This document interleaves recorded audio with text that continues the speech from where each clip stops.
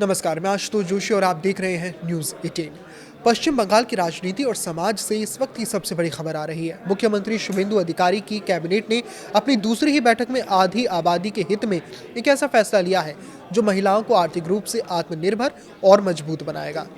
बंगाल में अन्नपूर्णा भंडार योजना 2026 का आधिकारिक ऐलान कर दिया गया है, जिसके तहत राज्य की पात्र महिलाओं को न केवल हर महीने 3,000 की बड़ी वित्तीय सहायता दी जाएगी, बल्कि उन्हें सरकारी बसों में बिल्कुल मुफ्त सफर करने की सुविधा भी मिलेगी।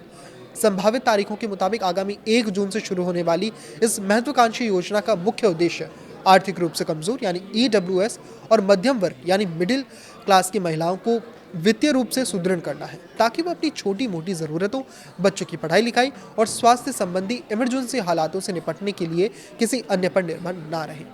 और ख़ास बात यह है कि जो महिलाएं पहले से लक्ष्मी भंडार योजना का लाभ उठा रही थीं, उन्हें बिना किसी जटिल प्रक्रिया के सीधे इस नई अन्नपूर्णा भंडार योजना में ट्रांसफ़र कर दिया जाएगा। सरकार ने इस योजना का लाभ सही और वास्तविक ज़रूरतमंद महिलाओं तक पहुंचाने के लिए कुछ कड़े और स्पष्ट नियम व शर्तें तय की है, जिसके तहत आवेदक महिला का पश्चिम बंगाल का स्थायी निवासी होना, उसकी आयु 25 वर्ष से ज़्यादा होना और सबसे अहम बात, उनका नाम डिजिटल राशन कार्ड की बीपीएल, अंत्योदय अन्न योजना या पीएचएच कैटेगरी में दर्ज होना अनिवार्य है। जबकि दूसरी ओर जो महिलाएं बंगाल की स्थायी निवासी नहीं हैं, जो खुद या जिनके पति परमानेंट या रिटायर्ड सरकारी कर्मचारी हैं या जिन परिवारों की सालाना आय 2 लाख से ज़्यादा है, उन्हें इस योजना के दायरे से पूरी तरह बाहर रखा गया है। इस योजना का सुचारू रूप से लाभ उठाने के लिए योग्य महिलाओं को कुछ बेहद अहम सरकारी कागजातों को पहले से तैयार रखना होगा, जिनमें पहचान प्रमाण पत्र और वैध आधार कार्ड, डिजिटल राशन कार्ड, निवास प्रमाण पत्र, पासपोर्ट साइज फोटो और आधार से लिंक बैंक खाते की पासबुक शामिल है, ताकि डायरेक्ट बेनिफिट ट्रांसफर यानी डीबीटी के जरिए सहायता राशि सीधे और सुरक्षित तरीके से उनके बैंक खातों में पहुंच सके। हालांकि अभी इस योजना के लिए ज़मीनी ऑनलाइन रजिस्ट्रेशन की शुरुआत नहीं हुई है, लेकिन सरकार जल्द ही इसके लिए एक समर्पित और सुरक्षित आधिकारिक वेब पोर्टल लॉन्च करने जा रही है, जहां पोर्टल लाइव होते ही राज्य की योग्य महिलाएं अपने रजिस्टर्ड मोबाइल नंबर और राशन कार्ड की डिटेल दर्ज करके बेहद आसान तरीके से अपना ऑनलाइन पंजीकरण कर सकेंगी।